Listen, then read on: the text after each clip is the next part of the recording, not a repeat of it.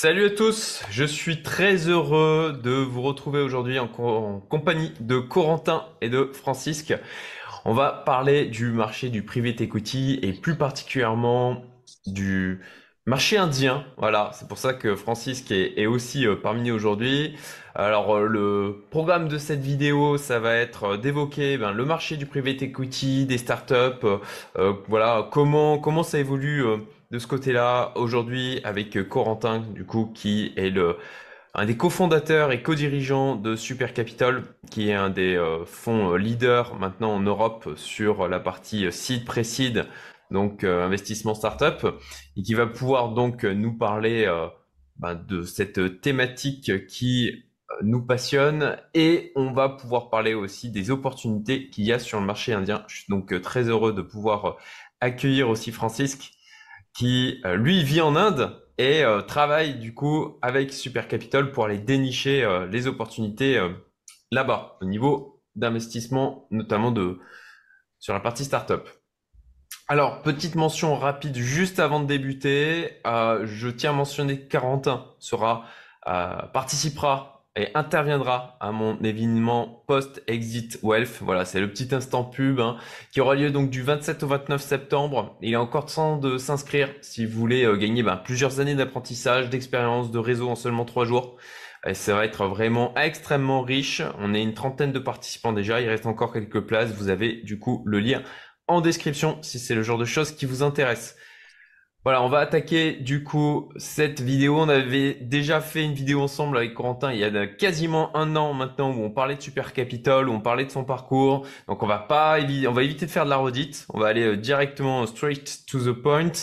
Et si ça vous intéresse, vous avez donc le lien que je mets en haut à droite pour aller voir la vidéo d'il y a un peu moins d'un an maintenant. Et Corentin, si tu veux bien te présenter rapidement et présenter aussi Francisque, je te remercie. Ouais, bien sûr. Merci beaucoup, Cédric, pour l'invitation. C'est toujours un plaisir de discuter avec toi en Ouais. toute décontraction de sujets sérieux et j'ai vachement hâte aussi d'être à Aix-en-Provence avec toi et tous les autres fin septembre. Ça va être très, très sympa. Effectivement, j'ai l'impression que le programme est top. Écoute, donc moi, pour rapidement me présenter, moi, ça fait 15-20 ans que je suis dans l'écosystème entrepreneurial, puisque j'ai découvert cet écosystème entrepreneurial entre Paris et la Silicon Valley. J'ai notamment, à l'époque où j'étais journaliste chez Science et Vie Micro, été invité beaucoup chez Apple, chez Samsung, etc., pour faire un peu le tour de tout ce qui se passait à l'époque, assister un peu à toutes les keynotes de Steve Jobs, etc., quand j'avais 21-22 ans. Et donc, tout ça, ça m'a mis un pied dans le domaine de la tech, qu'on appelle aujourd'hui la tech. À l'époque, on n'appelait pas ça comme ça, mais bref, j'ai découvert ça et j'ai découvert en même temps que la tech qu'il y avait des gens qui finançaient la tech derrière, qu'on appelle les capital riskers, les VC. Et donc, c'est un univers qui m'a fasciné, que j'ai découvert donc dans les années 2006-2007 et que j'ai tenté de rejoindre. Alors, c'était un peu naissant en France. J'ai bossé d'abord dans une banque d'affaires qui faisait quelques deals comme ça sur la tech à l'époque. Et ça m'a tout appris du business et puis de l'investissement. Ensuite, j'ai fait mes propres expériences entrepreneuriales plutôt dans les médias en ligne, dans l'affiliation et puis dans le conseil en innovation. Je fais un peu d'immobilier aussi à côté. Et puis, je suis revenu à mes premières amours en 2017 avec vraiment le focus de l'investissement en startup qui est vraiment ma passion. Et donc, ça fait maintenant 6 ans que j'investis en startup. Et comme je ne suis pas milliardaire, et mes capacités d'investissement ont atteint une limite et j'ai commencé à regrouper des gens autour de moi pour co-investir avec moi. Et c'est comme ça qu'est né Super Capital. Voilà. Et Francisque, je te laisse te présenter. Ouais, donc bonjour à tous. Merci encore Cédric pour l'invitation. Moi, je suis plutôt un profil entrepreneur. En 2004, j'ai créé un site e-commerce qui était qui est devenu une marketplace de vente en ligne de chemises à Paris. Je l'ai développé et managé pendant 13 ans et je l'ai revendu en 2017. Et depuis ce temps-là, en fait, j'ai commencé à faire de l'investissement, notamment en immobilier, un peu en start-up et un peu en crypto. Et il y a 3 ans, j'ai décidé de venir m'installer en Inde pour deux raisons. La première, c'est que je pense que c'est the place to be pour tout ce qui est tech, parce que c'est vraiment un pays qui va booster dans la tech ces 30 prochaines années. Et je pense souvent à une image, mais je pense qu'on est en train de vivre en Inde le début des 30 glorieuses indiennes. Et la deuxième raison, qui est un peu plus personnelle, c'est que je suis moitié indien, donc c'est un peu un retour aux sources pour moi. Voilà. Et donc, quasiment quand je suis arrivé en Inde, Corentin m'a contacté pour me parler des activités internationales de Super Capital. Et on a commencé à donc développer l'activité de Super Capital ici en Inde. On a aujourd'hui 10 investissements locaux et on va accélérer un peu le mouvement là en début d'année, en septembre. Ok, merci beaucoup, Francisque. Alors, pour ceux qui ne savent pas, encore une fois, vous avez la vidéo en haut à droite. Du coup, est-ce que vous pouvez rapidement dire ce que fait Super Capital pour contextualiser? Et puis ensuite, on va parler du coup de l'état du marché actuel dans la startup et Ouais. private equity. Alors, Super Capital, pour résumer très simplement et rapidement, on est une communauté de plusieurs centaines de membres. Ces centaines de membres, qu'est-ce qu'ils font? Pour la plupart, ils sont soit entrepreneurs, soit ils sont salariés de boîtes tech ou moins tech. Et ces gens-là, ce qu'ils veulent, ils aiment l'entrepreneuriat. Ce qu'ils veulent, c'est investir pardon, dans l'entrepreneuriat. Et donc, ils peuvent mettre des tickets à partir de quelques milliers d'euros, soit dans des boîtes que l'on sélectionne pour eux et dans lesquelles ils font un peu leur sélection, leur shopping, soit dans un de nos véhicules d'investissement collectif. Et là, leur ticket, il va être diversifié dans une cinquantaine de boîtes. Donc, soit ils font leur propre sélection, leur propre picking, boîte par boîte, soit ils décident de dire, OK, moi, mon argent, j'ai envie qu'il soit dans 50 boîtes, tech, early stage, partout dans le monde, dans plein de pays. Voilà ce qu'on fait. Merci beaucoup, Corentin. Ça me paraît très clair. Donc, attaquons. Donc, comment tu vois l'évolution du marché du private equity actuellement? Bon, d'une manière générale, on a quand même un assèchement des liquidités. Comment ça se ressent en termes de deal flow, de capitaux disponibles, comportement des investisseurs? Ouais, ouais, tu as raison, il y a un assèchement des capitaux disponibles, ce qui a fait beaucoup baisser les valos, ce qui a provoqué des remous importants sur les marchés financiers, cotés et non cotés également, mais surtout sur le haut de la chaîne, c'est-à-dire les gros deals de grosses valos, les mid-cap, les large-cap. Nous, sur les petites capitalisations, ce qu'on appelle le early stage, donc les boîtes très jeunes, alors les valorisations ont été un peu affectées, peut-être un peu moins que les autres. Ça a un peu baissé, mais là où ça a baissé de 50-60% sur les grosses valos, sur les grosses caps, nous, ça a peut-être baissé plutôt de 20 ou 30%. C'est plus difficile de lever de l'argent en ce moment, clairement. Et ce qui est marrant, c'est qu'en termes de deal flow, on a vu une baisse significative pour le coup du deal flow, et ça, je m'y attendais moins. Pourquoi en fait? Parce que tout simplement, les gens aujourd'hui se disent, OK, soit ils se disent, j'ai une boîte, je dois lever de l'argent, je vais repousser ma levée de fonds si je peux dans 6, 12, 18 mois, 24 mois, quand les marchés seront plus fluides et clairement quand ce sera plus facile de lever de l'argent. Donc j'attends. Et donc en attendant, je fais quoi? Je fais le dos rond. Je me sépare de quelques personnes, je fais des économies, etc. Ou alors, je suis dans une situation où je suis salarié et je comptais lancer une boîte. Je vais peut-être pas la lancer tout de suite. Je vais peut-être attendre que les marchés reviennent et que ce soit plus facile de lever un tour de table. Donc, en fait, en termes de deal flow, ça a beaucoup baissé.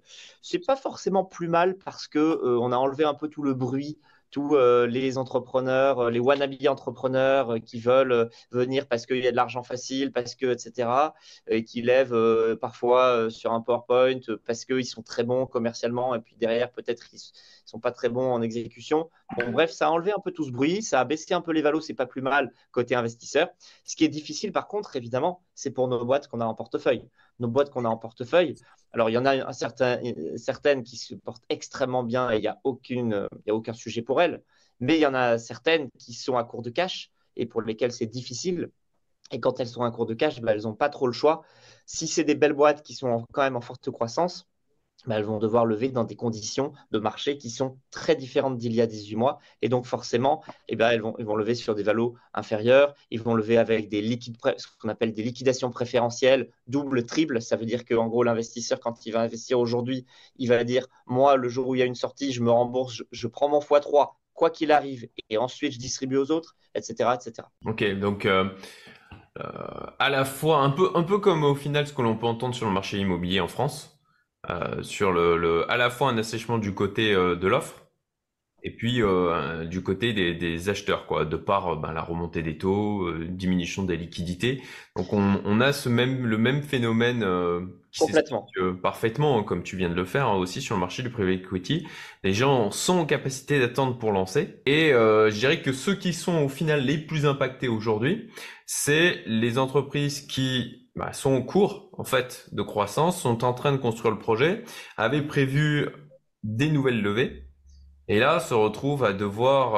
Alors, qui paye le plus les pots cassés là-dessus? Du coup, c'est les investisseurs de la première heure, l'entreprise, les deux. Mais par contre, c'est une opportunité pour ceux qui arrivent sur ces deals-là maintenant. Exactement. Mais c'est exactement ça. C'est vraiment très bien résumé parce qu'en fait, si tu regardes aussi, en fait, en ce moment, les gens sont un petit peu frileux.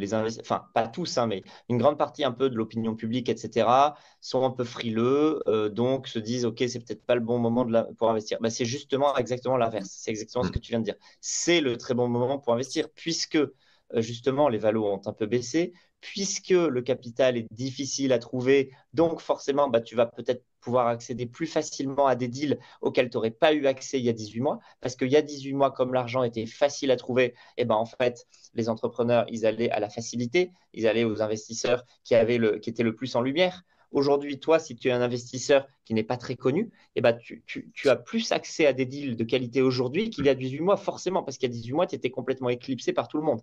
Donc, en fait, comme tu le dis, c'est un très, très bon moment pour investir. Et d'ailleurs, si tu regardes les meilleurs investisseurs notamment en private equity, en startup, mais aussi dans d'autres actifs, ils te disent toujours que les meilleurs moments pour investir, c'est dans les 12, 18, 24 mois après une crise. Ouais, ça se ressent assez bien. C'est pour ma part la raison pour laquelle je suis plus actif là depuis quelques mois.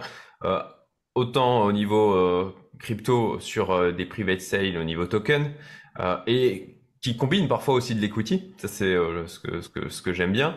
Et puis aussi au niveau du marché du private equity pour dégoter, trouver des startups intéressantes. C'est une période qui est tout à fait intéressante. Et vous au niveau de Super Capital, sur votre portefeuille. Du coup, donc il y a eu plusieurs fonds qui ont été lancés. Je crois que vous en êtes au troisième, quatrième, troisième, il me semble. Exactement, on est en cours on est en cours de levée, de fin de levée du troisième. Voilà. Donc j'imagine que le troisième a pu être assez sympathique d'un point de vue opportunités qui se sont présentées. Peut-être plus compliqué de trouver justement les deals, mais comme tu l'as dit aussi, ça a permis de retirer du bruit. Et aussi dans des conditions, en tout cas moi je l'ai vu, effectivement les conditions là qui peuvent être négociées autant en termes de ticket minimum que en termes de valorisation et donc de parts et potentiellement après de possibilités d'exit sont en termes de pacte d'associés aussi sont aujourd'hui bien meilleurs. Donc là, quel bilan toi tu fais de ce troisième fonds qui arrive donc sur Bah, sa fin? écoute, sur ce troisième fonds, alors on est encore toujours en train de déployer l'argent de ce troisième fonds, puisqu'on a déployé à peu près une petite moitié du fonds seulement. Donc on a encore pas mal à déployer. Hmm. Ce que je vois, c'est effectivement ce qu'on vient de dire sur le deal flow et les investisseurs. Après, ce qu'il faut aussi comprendre, c'est qu'il y a quand même toujours une tranche d'entrepreneurs, notamment de serial entrepreneurs, qui n'ont aucune difficulté à trouver de l'argent, à lever de l'argent parce qu'ils ont un track record extrêmement solide. Hmm. En fait, ils ont prouvé qu'ils savaient exécuter une société extrêmement bien. Et donc, eux, pour le coup, c'est comme s'il n'y avait pas de crise pour eux. C'est-à-dire que les valos, pour eux, elles n'ont pas vraiment baissé. En 3 semaines, ils arrivent à remplir un tour de table.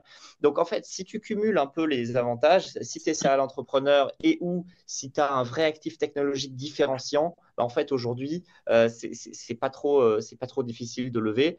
Mais nous, maintenant qu'on a un track record, un historique, une marque, bah, on arrive à accéder de plus en plus à ces deals-là. C'est vachement intéressant parce que bah, nous, on mixe en fait. Hein. On fait un mix, c'est-à-dire qu'on investit à la fois sur des first-time entrepreneurs qui sont en train de prouver que ça marche, qui sont en train de montrer la scalabilité de leur modèle, mais qui n'ont rien prouvé avant ça. Hmm. Et puis, on investit aussi sur des serial entrepreneurs qui, eux, n'ont pas encore prouvé la scalabilité de leur nouveau modèle, mais qui l'ont prouvé avant dans la boîte d'avant. Tu vois, on a vraiment ces deux typologies d'entrepreneurs chez lesquels on mise, nous, chez Super Capital, on fait un mix. On aime bien, encore une fois, la diversification des profils entrepreneuriaux, des pays, évidemment, comme on va en parler là, et puis un peu des stades de maturité. Tu vois, on investit aussi bien en seed qu'en pré-seed. Ok, super Parfois un peu intéressant. de série A aussi. Et justement, parmi les projets qui sont en portefeuille, est-ce que vous avez eu l'occasion comme ça d'accéder à une nouvelle levée et de pouvoir peut-être renégocier les conditions qu'il y avait d'origine? Oui, Ok. oui, complètement. C'est exactement ce qu'on voit. Tu vois, bah là, j'ai reçu un mail ce matin, donc c'est très frais. Effectivement, une boîte de notre portefeuille qui relève un nouveau tour, un beau tour, hein, Hmm. puisqu'elle lève pas loin de 4 millions. En ce moment, c'est quand même beau. C'est une très, très belle boîte dans laquelle on est rentré il y a 2 ans à peu près, un peu moins de 2 ans. Et en fait, ce qu'elle dit, bah, c'est que je lève sur une valorisation de temps.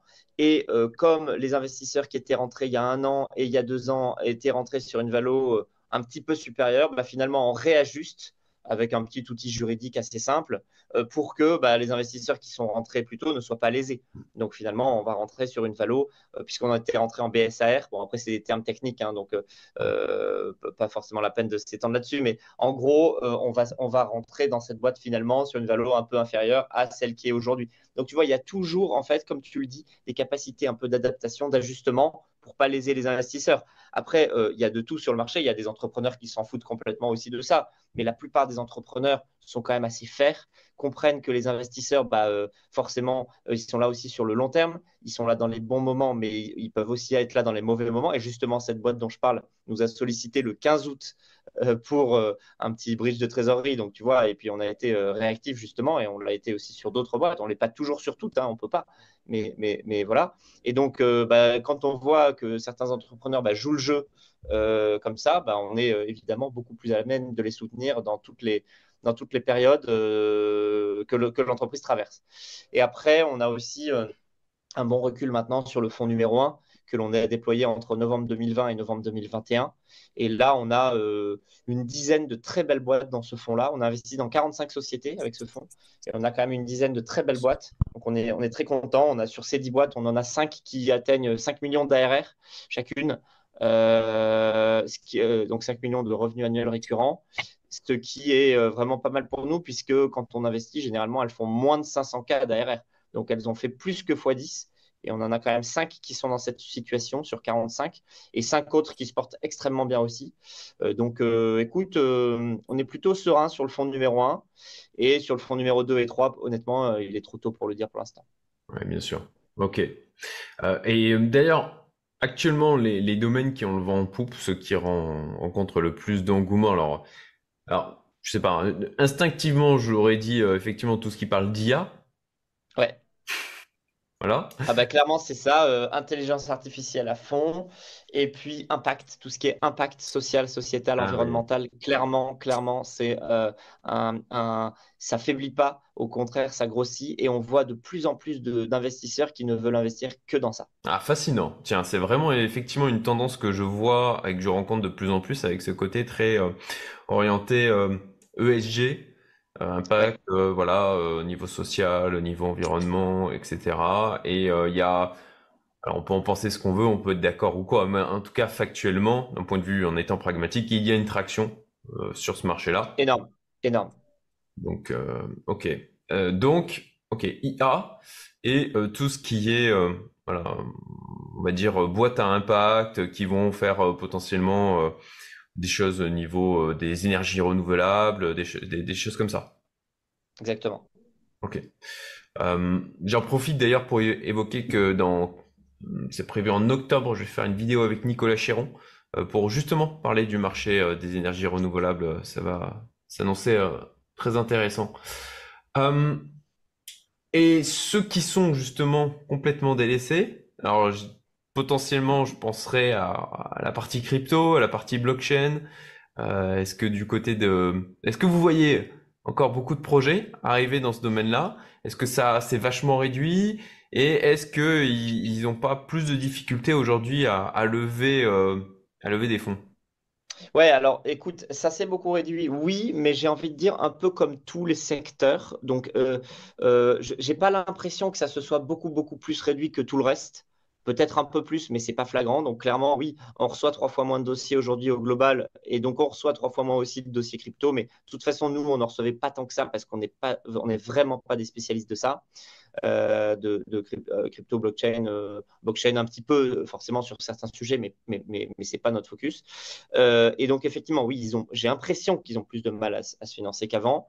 Maintenant, ce que j'ai l'impression aussi, c'est que quand même, c'est des secteurs assez particuliers et donc on a quand même aujourd'hui des financeurs, des financiers, des investisseurs qui sont spécialisés là-dessus, comme d'ailleurs des financiers qui sont spécialisés sur l'impact, comme des financiers qui sont spécialisés sur la fintech, etc. etc. Et donc, ben, je trouve ça pas plus mal parce que, tu vois, moi aujourd'hui, si tu viens me voir avec un projet crypto, je ne sais pas te dire s'il est bien ou pas, tu vois, s'il tient la route ou pas. Je sais dire si l'équipe tient la route ou pas, mais le fond du sujet, je ne sais pas. Donc alors, on a toujours, nous, la possibilité dans notre communauté de demander à nos investisseurs, nos centaines d'investisseurs. Sur nos centaines d'investisseurs, il y a toujours des gens qui connaissent bien le sujet en question. Mais pour le coup, nous, ce n'est pas notre focus principal. Donc, on ne va pas forcément regarder beaucoup. Tu vois, sur 160 sociétés qu'on a en portefeuille, je pense qu'on a 3-4 sociétés dans ce secteur-là, max. Ah oui, effectivement. Proportion qui reste faible, mais ce qui est cohérent, parce que bon, ben, effectivement, c'est pas parce que tout le monde en parle qu'il faut justement aller dans cette partie-là. Et justement, aujourd'hui, quels sont les secteurs sur lesquels vous cherchez à vous positionner et que vous cherchez à développer, autant d'un point de vue, alors, typologie de secteurs comme on a évoqué, l'intelligence artificielle, l'impact, etc., que aussi en termes géographiques. Et je fais la liaison assez naturellement Bien avec sûr. aussi le sujet de notre vidéo aujourd'hui, qui est donc l'investissement startup du côté de l'Inde. Bien sûr. Écoute, alors sur les secteurs, les métiers, si on regarde ce qui a bien marché chez nous et qui continue à très bien marcher chez nous, c'est la fintech. Vraiment, la fintech fonctionne vraiment bien. On a des beaux projets, pas mal de fintech B2B, un peu de B2C, B2B2C, mais pas mal de B2B. De l'intelligence artificielle, oui, évidemment, on regarde de plus en plus parce que il y a aussi un vrai actif technologique qui peut être intéressant pour des acquéreurs, hein. Nous, il faut un jour qu'on sorte des sociétés, donc il faut qu'il y ait des acquéreurs, hein. Mm. Donc la fintech, l'intelligence artificielle, l'impact, on en fait aussi, hein. On en fait 15, à peu près 15-20% de notre portefeuille, c'est de l'impact. Euh, et en termes géographiques, en termes géographiques, on a toujours été très internationaux, en tout cas pour des Français, on est très internationaux, pour des investisseurs français, puisqu'on investit à peu près 30 à 40% en dehors de France. Ça veut dire quoi? Ça veut dire pays limitrophes de l'UE, un petit peu UK, pas mal US, de plus en plus l'Afrique, et évidemment, on va en parler, énormément en Inde, puisque c'est notre deuxième pays juste après la France. Mm. En montant investi, après la France, c'est l'Inde. Ok, super intéressant. Bon ben, on va d'ailleurs, je pense te donner la parole, Francisque, pour parler effectivement du marché indien, et de son potentiel pour les investisseurs. Ouais. Moi, ça fait donc 3 ans que je suis arrivé en Inde. Comme je l'ai dit, c'est vraiment une raison personnelle. Je voulais assister au boom économique parce que c'est ce qu'on est en train de vivre ici en Inde. C'est le début des Trente Glorieuses indiennes. Et c'est la raison pour laquelle, il y a 3 ans, j'ai pris la décision de venir en famille et m'installer ici dans le sud de l'Inde, donc du côté de Chennai. Et rapidement, en fait, en discutant avec Corentin, on a décidé d'ouvrir Super Capital, enfin de commencer les investissements de Super Capital en Inde. Et donc, on investit en Inde dans 3 secteurs qui sont les mêmes secteurs historiques que Super Capital, parce que c'est des secteurs qui sont aussi avec un potentiel assez important. Le premier secteur, c'est la fintech. Il faut savoir que l'Inde est assez avancée dans le domaine de la fintech. On a une technologie qui s'appelle UPI ici, donc on paye tout en, en paiement digital avec un QR code. Ça va de la noix de coco jusqu'à, vous pouvez acheter une voiture avec UPI.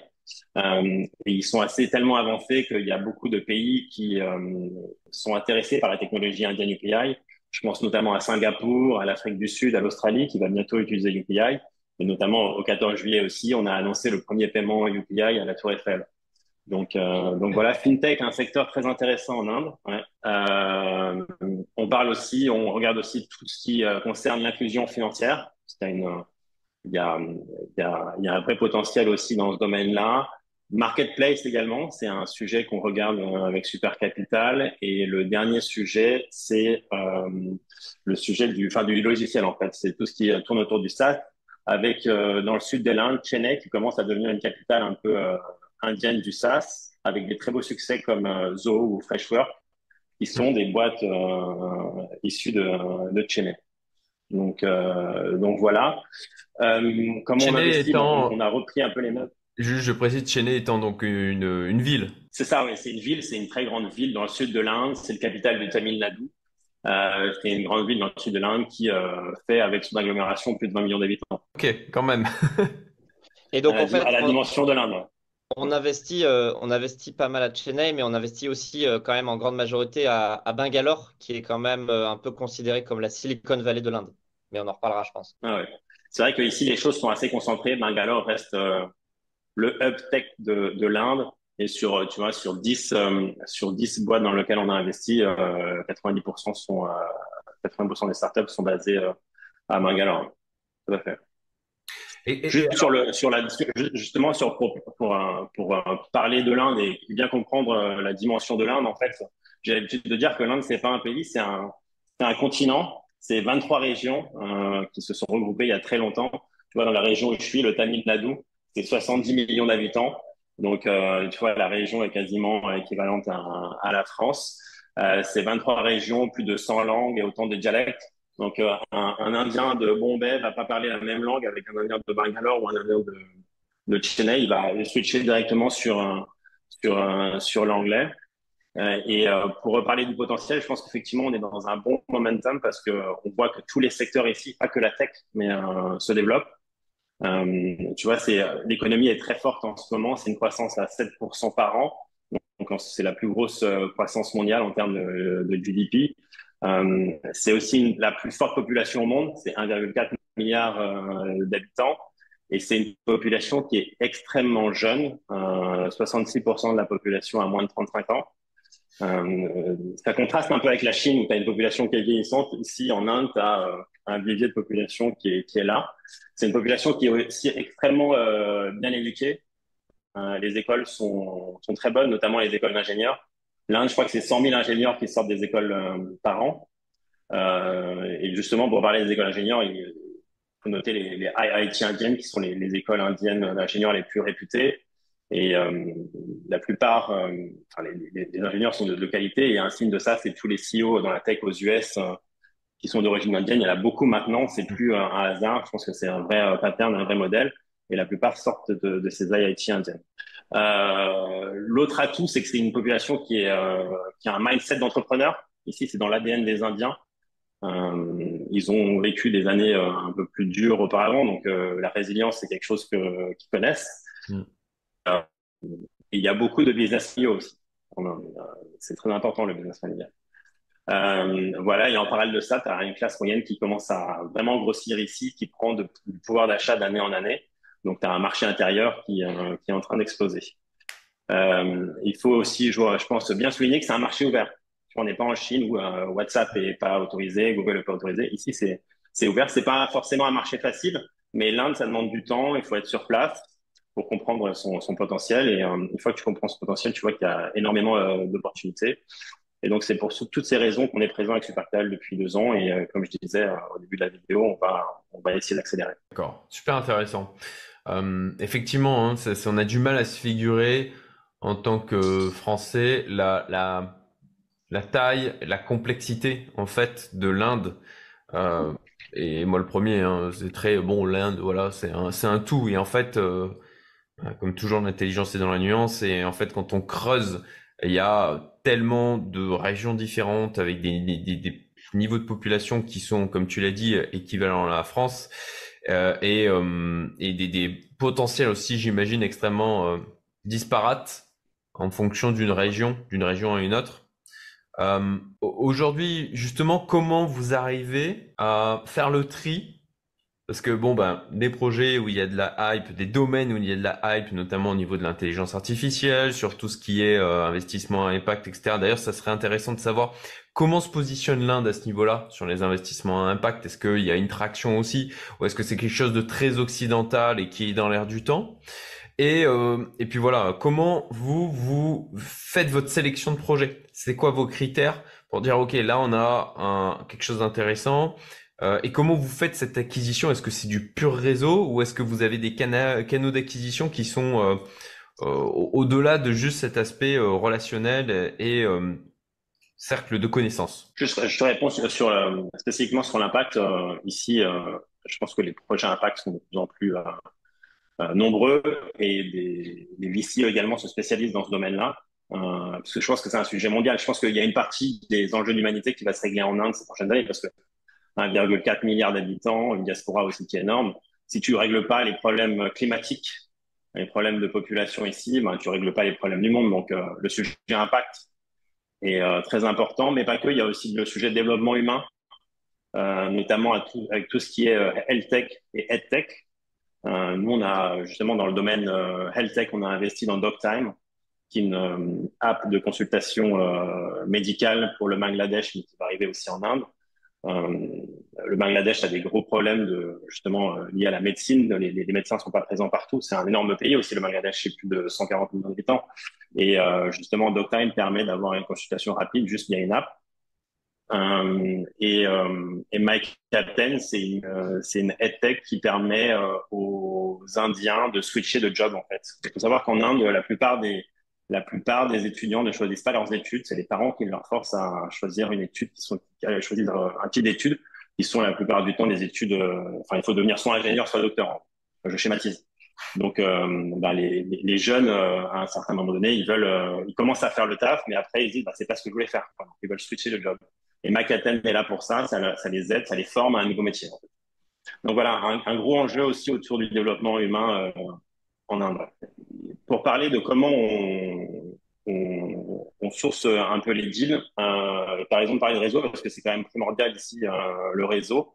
Et ça vient de trois sources. Le premier, c'est un gros réseau de founders, notamment via les startups dans lesquelles on est et d'autres aussi founders. Donc, c'est un réseau personnel de fondateurs qui nous ramène des deals. Il y a beaucoup de choses qui se passent par WhatsApp ici. Donc, ici en Inde, il y a des deals qui se négocient que par WhatsApp. Et juste en aparté, ici en Inde, avec WhatsApp, on a le paiement. Donc, D'accord. on paye aussi par WhatsApp. Ouais. Donc, la première source, c'est des entrepreneurs qui nous partagent des deals. La deuxième source, c'est des partenariats qu'on a fait avec des micro-VC et des VC, notamment à Bangalore, parce que c'est un peu là où se passe la tech en Inde. Des micro-VC et des VC qui ont des bons track records. Donc, on a fait des deals avec eux et on fait beaucoup de co-investissements avec eux. Et la troisième source de deal, c'est des incubateurs. On a notamment un partenariat avec ITNT, qui est l'incubateur technologique du Tamil Nadu. Donc voilà, trois sources importantes qui nous ramènent des deals et des sources qui ont des track records. Donc on investit souvent à leur côté. D'accord. Et au niveau de la sélectivité sur les projets, du coup, comment vous y prenez? C'est quoi vos indicateurs principaux pour dire, OK, bah déjà, passer la première étape de euh, on va étudier le truc. Après, ouais, nous quand Corentin parlait de l'exécution, donc tu sais, en seed stage ou en pré-seed stage, c'est beaucoup basé sur une intuition qu'on a avec le fondateur, mais il faut que l'exécution soit très bonne. Ça reste, je pense, un critère principal. Il faut que ça exécute derrière selon un plan. Euh, on regarde en Inde des entrepreneurs qui veulent construire pour le monde. Built in India for the world. C'est un concept qui est très populaire ici. Et je reprends les exemples de Zoho, Freshworks ou Chargebee. Il y a peu de gens qui savent en fait que c'est des concepts indiens parce qu'ils pensent que c'est américain tellement c'est populaire aux États-Unis. Mais en fait, c'est bâti en Inde pour le monde. Et donc, on parie aussi sur des entrepreneurs qui veulent avoir une ambition globale, mais pas que. C'est-à-dire qu'on est aussi sur des entrepreneurs qui veulent construire pour la nouvelle Inde, New India comme ils appellent ici, parce qu'en fait, le marché, qui est un marché continent, est tellement important que en fait, il permet que d'avoir, tu peux bâtir des licornes juste sur ce marché, ce qui n'est pas forcément tout le temps le cas en Europe, si tu veux. Parce il faut s'internationaliser, il faut aller dans d'autres pays. Mais en Inde, tu peux bâtir des licornes que sur le marché indien. Donc, on regarde aussi ce qu'ils construisent pour la New India, la nouvelle Inde. Voilà, juste pour avoir quelques chiffres, l'Inde, c'est 108 licornes aujourd'hui. C'est le troisième plus gros écosystème en nombre de startups et c'est 5 décacornes. Donc voilà, et je pense qu'ils sont pas prêts de s'arrêter. Là, il y a ces chiffres vont s'accélérer dans Et le futur. ce qui est surtout vraiment hyper impressionnant, en plus de tout ce que Francisque dit, c'est que en fait, quand tu vas là-bas, quand tu vas à Bangalore, notamment, tu sens vraiment une énergie incroyable, une énergie d'émancipation de la jeunesse. Parce que aussi Bangalore et le sud de l'Inde sont beaucoup plus libéraux et beaucoup moins conservateurs que le nord de l'Inde, hein. Et donc dans ce sud, bah, un peu comme ce qui s'est passé dans la Silicon Valley en Californie il y a 60 ans, où c'était les hippies, les gens qui contestaient la guerre du Vietnam, etc. Et tout ça, ça a fait le terreau des gens qui ont voulu changer le monde et donc des gens qui ont fait du hardware, du software, des startups, des innovations.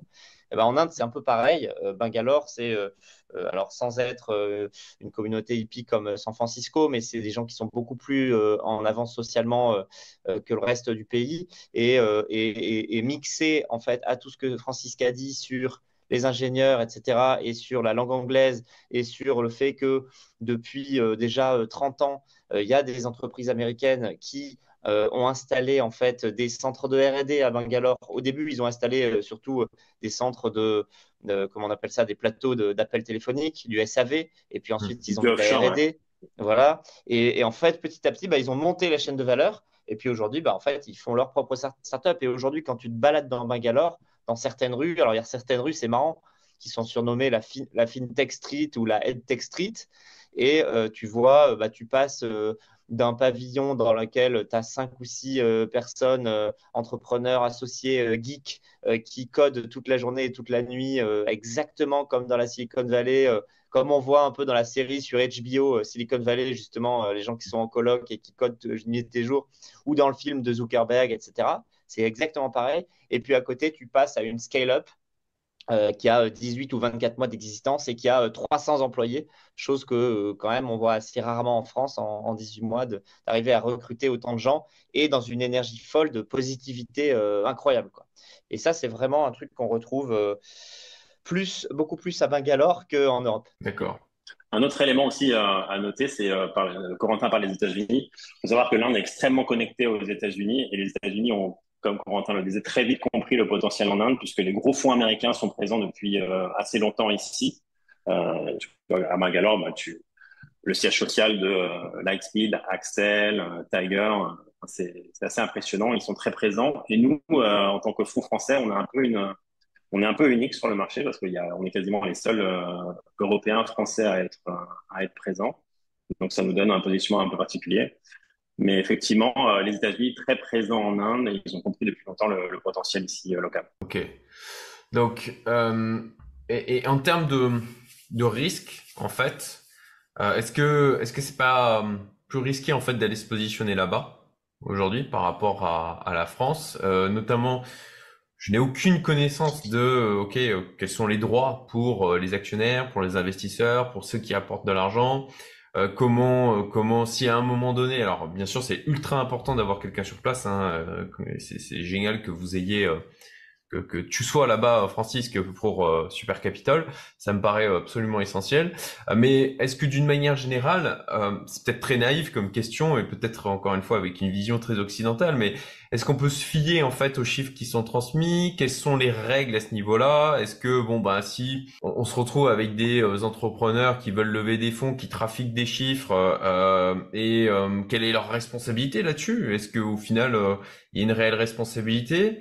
Quel est voilà, j'essaye de comprendre et pour aussi l'audience de saisir en fait, ok, il y a un potentiel de gain peut-être plus important, mais ça va peut-être aussi avec, et c'est souvent le cas, pas toujours, hein, mais c'est souvent le cas, aussi avec soit des risques qui sont différents, soit des risques aussi potentiellement plus importants. Sur les risques, Corentin parlait d'évolution de la société. Je dirais que les mindsets, les mentalités ont beaucoup changé avec la jeune génération.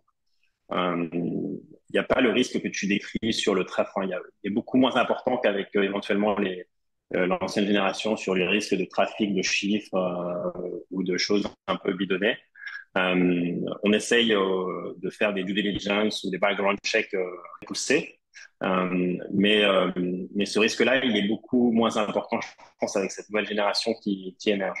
Moi, je vois plus un risque qui est un moindre risque, mais qui est un risque qui est lié à une législation qui évolue encore grandement, notamment dans des domaines un peu nouveaux. Donc, tu vois, le gaming, par exemple, il y a 2, 3 mois, ils ont annoncé une nouvelle TVA sur le gaming. Donc, D'accord. voilà, c'est ce genre de législation qui peut évoluer encore, qui est amené à évoluer. Les choses ne sont pas figées. Mais je pense que l'Inde va dans le bon sens parce que le gouvernement essaye de faire en sorte que le business soit de plus en plus facile ici. Alors, c'est pas encore ça totalement, mais on y vient, notamment avec une ville qui a été créée en fait que pour l'investissement financier qui s'appelle Gift City dans le Gujarat, qui va essayer, gift comme cadeau, hein, Gift City dans le Gujarat, qui va essayer de concurrencer Singapour ou même l'île Maurice en termes de financiers. Il faut savoir que en fait, quand tu investis en Inde, dans 90% des cas, et c'est le cas avec nos investissements, tu investis dans un siège social qui n'est pas en Inde, mais qui est soit à Singapour, soit à Maurice, soit dans le Delaware. Et en fait, ce Hmm. siège social ensuite a une filiale en Inde. C'est beaucoup plus facile parce que malheureusement encore, en Inde, tu as une bureaucratie qui est assez importante. Nous, on l'a vu sur un ou deux deals indiens où on a voulu faire un virement et le virement a pris du temps à arriver. Mais voilà, donc Gift City va essayer dans le Gujarat de concurrencer ces hubs financiers que sont Singapour et l'île Maurice. Ouais, Donc il y a effectivement, effectivement, sur les investissements qu'on a fait, sur les 10 ou 15 investissements qu'on a fait avec Francisque, en fait, il y en a, il y en a l'extrême majorité qui sont, comme l'a dit Francisque, basés, en tout cas, la structure juridique, elle est basée à l'étranger. Mais en fait, les équipes sont sur place en Inde. Et il n'y en a que deux qui sont vraiment basées juridiquement en Inde dans lesquelles on a investi. Et effectivement, c'était plus compliqué à cause de la bureaucratie, d'envoyer le virement, il fallait des KYC supplémentaires, etc. Bref, c'était moins simple que d'investir évidemment dans une structure juridique aux US où là, bah, évidemment, c'est très facile. Mais ça nous donne aussi, nous, Super Capital, un avantage. C'est qu'on sait faire, on a une personne sur place qui est Francisque, et on sait faire, on sait investir là-bas. Et quelqu'un qui voudrait investir en Inde et en habitant en Europe ou aux US sans aucun lien avec l'Inde, bah, honnêtement, bon courage. Tu vois, et donc ça nous donne quand même un vrai avantage concurrentiel d'avoir ça et de rendre accessible cet investissement entre guillemets à tout un chacun. Oui, clairement, c'est pas commun d'avoir comme ça ben, carrément une entité là-bas pour aller capter les investissements potentiels. Euh, alors, je reviens à la question effectivement des droits pour les actionnaires, pour les investisseurs. Alors, je sais pas euh, par quel bout on pourrait aborder le sujet, mais ok, est-ce qu'il y a une législation en place par rapport à ça? Est-ce que c'est quelque chose qui est en cours d'organisation? Est-ce que on a le même genre de choses qui ont pu se passer en Chine, où clairement ils allaient arnaquer complètement les investisseurs étrangers? Il y a un documentaire Netflix d'ailleurs sur ce sujet, The China Hustle, qui parlait en fait de ce genre de pratique qui était en fait de même de grande envergure. Je veux pas dire que c'est ça, hein. Juste je pose des Ouais. questions, En euh, fait, la différence, peut-être très naïves, hein. elle est énorme. En fait, la différence, elle est énorme, elle est fondamentale. C'est que la Chine, c'est un pays à part. L'Inde, c'est le Commonwealth, c'est des liens très importants avec le monde anglo-saxon, d'accord? Puisque c'est un pays qui parle anglais, en tout cas pour les gens auxquels on s'adresse, qui sont des entrepreneurs éduqués, etc., ils parlent anglais. Et donc, le droit anglo-saxon et donc les pactes d'actionnaires, bah, en fait, c'est les mêmes qu'on retrouve aux États-Unis dans les startups californiennes. Donc, en D'accord. fait, ça change tout. Ça change tout. Ok. Ouais, Et je vais juste préciser, ouais, en Inde, donc les investisseurs ont des droits, qui sont reconnus. Et c'est un peu la raison pour laquelle c'est si difficile quand tu investis directement dans une startup indienne, c'est que tout est tracé, notamment auprès de la Réserve Bank of India. Le moindre investissement, le moindre ticket qui rentre est tracé pour être sûr que s'il y a un exit, ils sachent bien traquer et faire sortir l'exit. Donc, la différence avec la Chine est quand même majeure. Et oui, les investisseurs étrangers ont des droits en Inde D'accord, super intéressant. qui sont aussi importants que les investisseurs en Europe ou aux États-Unis, d'ailleurs. D'accord. Merci pour ces précisions. Alors justement, d'un point de vue structuration pour les investissements que vous pouvez opérer là-bas, comment vous vous y prenez? Vous créez une SPV spécifique, du coup, pour l'investissement en Inde, vous la créez en fait, est-ce que c'est une société du coup vous allez créer là-bas en Inde? Est-ce que vous la créez potentiellement au Delaware, l'île Maurice, ailleurs dans le monde?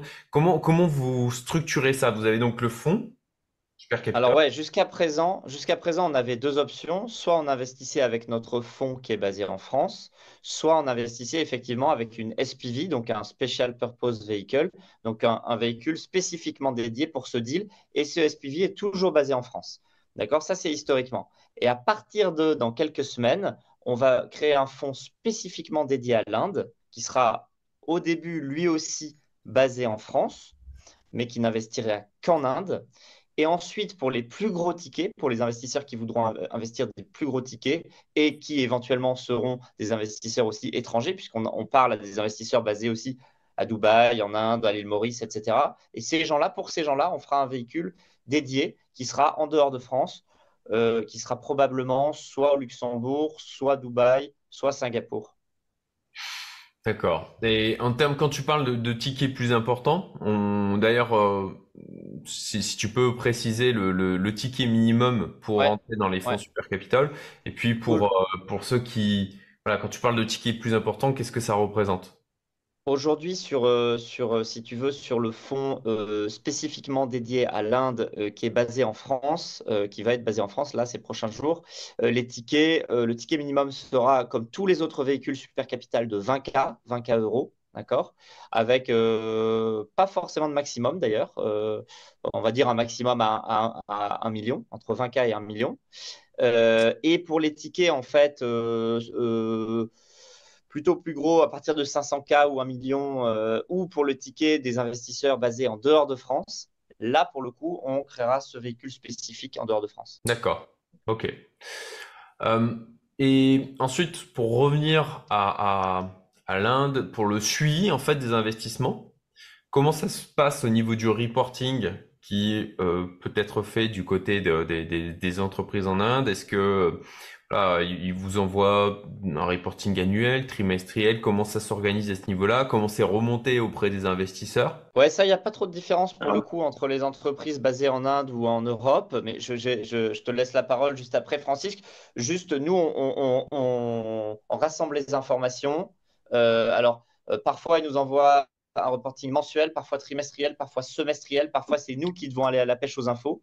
Mais en tout cas, nous, on fait toujours à minima un reporting semestriel à nos investisseurs. D'accord. ouais, effectivement, c'est souvent les entreprises, les startups qui envoient un reporting mensuel. Et puis, au-delà du reporting, moi, je suis une fois par mois à Mangalore. Donc, cette concentration, ça a aussi un effet positif. Je peux voir quasiment toutes les mêmes startups enfin, beaucoup de startups en 2, 3 jours. Et ça me permet d'être au contact des fondateurs, des entrepreneurs et de comprendre un peu leur next step. Ouais. Ok. Et alors, il y a une partie aussi qui est quand même importante, hein, c'est la partie exit. Quand est-ce qu'on récupère nos plus-values potentielles? En tout cas, on espère qu'il y en ait. Comment, à votre avis, comment vous vous projetez en termes d'horizon de temps sur les investissements en Inde? Est-ce qu'on est sur des durées qui sont comme de partout, ok, on est entre 5 et 10 ans. Est-ce que vous êtes sur des durées plus courtes, plus longues? Est-ce que les mécanismes de sortie sont les mêmes que l'on peut connaître d'une manière classique en private equity dans le monde occidental? Ouais, enfin, les mécanismes sont quasiment les mêmes. Hein. C'est des sorties entre 5 et 10 ans au maximum. Donc les mêmes mécaniques que on a quasiment en Europe. D'accord. Donc, Par contre, ce qui est très intéressant, c'est que en France, nos fonds français, européens, traditionnels, ils ont souvent des avantages fiscaux. Et donc, avec ces avantages fiscaux vient une période minimale de capital bloqué avant lesquels on ne peut pas distribuer l'argent. Par contre, comme là, avec ce nouveau fonds dédié à l'Inde spécifiquement, on va investir que en Inde. Donc évidemment, on n'aura pas d'incentive fiscal. Et donc, ce qui est bien, c'est qu'on pourra distribuer l'argent quand on voudra. C'est-à-dire que dès qu'il y aura une exit, on pourra distribuer l'argent. On ne sera pas obligé de garder les fonds bloqués pendant X années. ok, intéressant, effectivement. Euh, en l'occurrence, tout ce qui est investissement en Inde, pour, je pense aux entrepreneurs qui ont pu vendre leur boîte, qui sont dans une holding, qui ont qui doivent se conformer à un certain nombre de règles pour pouvoir éviter un niveau de taxation supplémentaire. Tout ce qui va être investissement du côté de l'Inde sort de ce cadre-là. On est Oui, d'accord. ce n'est pas éligible, effectivement, ce n'est pas éligible à ce qu'on appelle le 150 obétaire, le remploi cession. Ok, très bien. Alors, alors, au niveau de l'Inde, je ne sais pas s'il y a des choses que vous voudriez préciser, que vous voudriez rajouter avant que je passe à la partie où, s'il y en a certains qui voudraient travailler avec Super Capital, qui voudraient investir avec vous, comment s'y prendre. Mais avant ça, est-ce que vous avez des choses que j'aurais potentiellement oublié d'aborder, des points importants dont vous voudriez parler pour l'Inde? Non, j'ai l'impression que sur l'Inde, on a bien fait le tour hein, du potentiel, de la façon dont on fonctionne. Après, si quelqu'un est intéressé, effectivement, un petit mail, soit à Corentin, soit à moi-même, et puis on fait un call, quoi, tout simplement. Ok. Donc pour contacter Super Capital pour potentiellement investir avec vous, le site internet que je mettrai en description. Et à ce moment-là, quand ils sont sur le site, ils vont dans la rubrique contact. Très Ok, bien. très bien. Voilà, il y a tout en bas, nous contacter, rejoindre le club. Vous avez des boutons, c'est assez simple. Parfait. Dernier point que je souhaiterais aborder, c'est d'une manière générale, si tu peux parler des critères de sélection des projets et des entreprises dans lesquelles Super Capital investit d'une manière voilà, sur la globalité, au-delà de juste Ouais. l'aspect Inde. On essaye d'investir sur des gens qui sont à la fois résilients et très ambitieux. Donc très ambitieux pour aller très loin, pour scaler la boîte, pour évidemment faire en sorte qu'on gagne le plus d'argent, qu'on fasse le plus gros multiple, qu'on fasse la plus belle histoire ensemble, mais aussi résilients parce que évidemment, ils ont beau être ambitieux, l'aventure, comme tu le sais, elle n'est pas linéaire, elle n'est pas facile. Et donc, ils vont avoir plein d'obstacles sur cette route. Donc, on va tester un peu leur résilience, leur ambition. Est-ce qu'on a envie de les suivre? Est-ce qu'ils ont Mm. une capacité à entraîner les gens autour d'eux, entraîner les investisseurs, entraîner les salariés, entraîner les médias, entraîner tout? Et donc ça c'est le côté plus humain qui est très important en early stage. Et puis, évidemment, en face, on va regarder est-ce que le marché il est important, en croissance? Est-ce qu'il y a un vrai actif technologique? Est-ce qu'il y a quelques barrières à l'entrée? Est-ce que c'est le bon moment de rentrer? C'est-à-dire, est-ce que la valorisation est encore relativement accessible, c'est-à-dire dans les 3, 4, 5 millions d'euros de valorisation par rapport à une croissance et des chiffres d'affaires qui sont en très forte croissance. Nous, ce qu'on veut faire globalement, si on résume, c'est rentrer dans une boîte avec une valo dans les 2, 3, 4 millions, 5 millions, et sortir, si possible, sur une valo de 100 millions et plus. Ça veut dire que même avec la dilution des tours d'après, on va s'assurer hein, x10, x15, x20. Ça, c'est évidemment notre objectif. Et évidemment, si on peut faire plus, on fera plus et on sera très content. Mais ça, c'est sur chaque deal, on se demande est-ce que c'est un deal sur lequel on peut faire un x10 au moins? Si on se dit c'est un deal sur lequel on peut faire un x2, x3, ça nous intéresse moins. Je ne dis pas qu'on va systématiquement le rejeter parce que si on a un coup de cœur pour l'entrepreneur, etc., et pour le marché, on va pouvoir y aller. Mais il faut bien comprendre que quand même en France, la majorité des exits, des sorties, elle se fait à moins de 100 millions. Une belle exit en France, c'est entre 50 et 100 millions. C'est rare qu'il y ait des exits à 200, 300 millions. Et alors des licornes, j'en parle pas, c'est encore plus rare. Donc en fait, si tu rentres déjà sur une boîte à 20 ou 30 millions de valo, bah, franchement, le maximum que tu peux espérer faire, c'est x2, x3. Donc, il vaut mieux essayer de rentrer dans les 2, 3, 4, 5 millions. Certes, il y a plus de casse, mais le jour où tu fais une exit à 100 millions, bah, t'es pas mal parce que tu as fait ton x20 et tu as quand même couvert 10 pertes à côté, quoi. Effectivement. Ok, merci. C'est très clair, Corentin. Merci beaucoup, Francisque, aussi de t'être connecté depuis l'Inde pour participer, du coup, à cette intervention. J'espère que ça vous a plu. Si c'est le cas, partagez, commentez, dites-le nous. Si vous avez des réactions par rapport à ça, si vous êtes intéressé, si vous avez des questions, n'hésitez pas à les mettre en commentaire.